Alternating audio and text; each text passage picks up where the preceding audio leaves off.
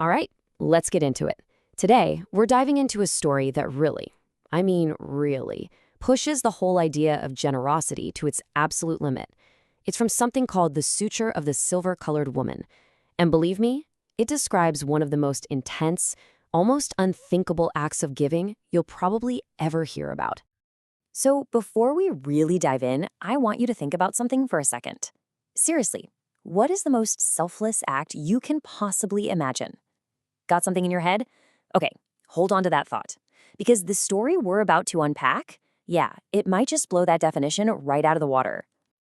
So our story starts, like a lot of these ancient tales do, in a far-off time, a distant place. We're in a city called Lotus Flower, and this is where we meet our main character, a woman named Silver Color, who's described as just beautiful, radiant even. Okay, so one day, Silver Color goes over to her neighbor's house, and what she walks into is just a scene of total, heartbreaking desperation. There's a woman who has just given birth, but she's starving. I mean, so weak from hunger she can barely move, and she's about to do something truly awful. Silver Color asks her what's wrong, what's going on, and the mother's reply is just horrifying. The text actually explains that it was her own past greed, her stinginess, that brought her to this rock bottom, leaving her with absolutely nothing. Her hunger is just so overwhelming, she feels like she has no other choice. So Silver Color, she tries to talk her down. She's like, wait, I'll go get you food. But the mother says she's so weak, she'll be dead before she gets back. And then, in this moment of just unbelievable, shocking compassion, Silver Color asks for a knife, and she cuts off her own breasts, and she offers them, her own body, to the starving mother, saving both her and her baby. I mean, it's almost impossible to even wrap your head around, right? An act of self-sacrifice that extreme. And that's the question that just hangs in the air, the central question of this whole story. Why? What on earth could possibly motivate someone to do that? This goes way beyond simple kindness. This is something else entirely. Well, to understand the why, we have to look past the shock of the act itself and dive into the philosophy behind it. Because, you see, this wasn't just some impulsive emotional decision. No, this was a calculated, deliberate step on a very, very specific spiritual path. And we actually hear it from her directly. When her family finds her, bleeding, and they ask her why she would do such a thing, this is what she says. Her goal, she explains, wasn't just about saving a life in that moment. It was for the sake of attaining something much bigger, supreme, perfect enlightenment. So what exactly is that? It sounds pretty lofty, right? Well, that term, anuttara samyak sambodhi, it's a really key idea in Buddhism. It basically means the ultimate, the highest, the most perfect awakening you can achieve, the full enlightenment of a Buddha. So her motivation wasn't just any goal. It was literally the highest spiritual goal a person could strive for. And this is where it all starts to click into place. Her incredible act, it actually fits perfectly into a larger system. Think of it like a roadmap to enlightenment. This path involves mastering 6 key qualities, or perfections. And her radical act of giving, or dana, that's number 1 on the list. It's the absolute foundation, the very first step on this massive journey. And get this, that journey wasn't just for one lifetime. The story then zooms out, and it shows us that this incredible commitment to compassion wasn't a one-time thing. It was a theme, a pattern that played out over and over again, an epic journey of one soul through many, many lives. And the power of her vow, it has these immediate, almost magical effects. Right after the sacrifice, she makes a formal declaration that she feels zero regret, and in that instant, her body is miraculously healed, completely restored. And then, and this is wild, she's transformed into a man who then becomes this great, compassionate king. So let's just follow the journey of this soul for a minute. After that life as a kin, the theme of compassion just keeps going. The soul is reborn, this time as a young boy who offers his own body to feed hungry birds and animals in a charnel ground.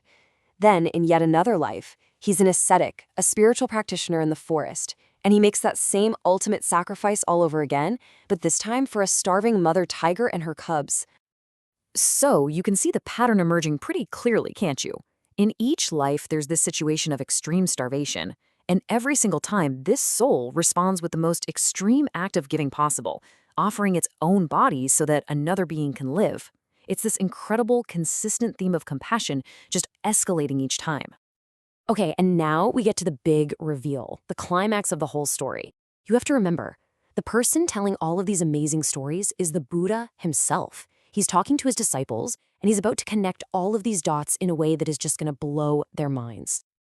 Just try to imagine you're sitting there, one of his disciples, listening to these epic tales of sacrifice that span lifetimes. You'd be completely captivated, right? And then the Buddha just drops this bombshell, a revelation that makes all this ancient history suddenly very, very personal.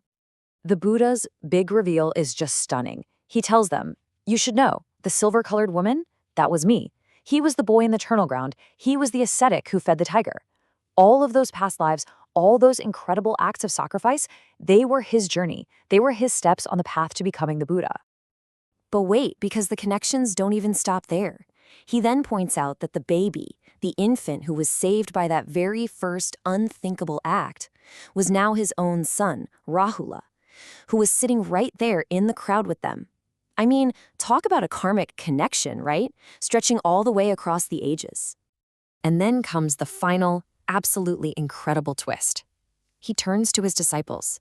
He says, "Remember in that story about the tiger, there were 2 other ascetics with me, the ones who got scared and ran away?" The Buddha reveals that those 2 were them, the very disciples he was talking to. Suddenly, the story isn't just about his past, it's about their past too. So after all that, right, this epic story spanning multiple lifetimes, with all these shocking reveals, what's the point? What are we supposed to take away from all this? Well, the story brings this huge cosmic drama all the way down to a super simple, personal, and really powerful lesson. And here it is, the key message. He says this at the beginning and the end of the text. He's basically using his own insane examples to say, look, I know how powerful giving is. I've seen the reward for it because I've lived it. And if you truly understood its power the way I do, you wouldn't let a single bite of food pass your lips without sharing it. And that's really the heart of it, why this story matters so much. It's not telling us to go out and perform these extreme acts of self-sacrifice. Of course not. It's an illustration. It's using this huge, over-the-top example to show us the incredible spiritual power that's hidden in even the smallest act of generosity, like even just sharing a single morsel of your food. So it kind of leaves us with this powerful question to chew on, doesn't it? The story is suggesting that an act as tiny as sharing one bite of a meal contains the very same seed of compassion as an act as massive as offering up your own life. It really makes you wonder, what small act of giving in your own life could have a ripple effect, a power that you can't even begin to imagine. And that incredible narrative is from the Sūtra of the Silver-Colored Woman.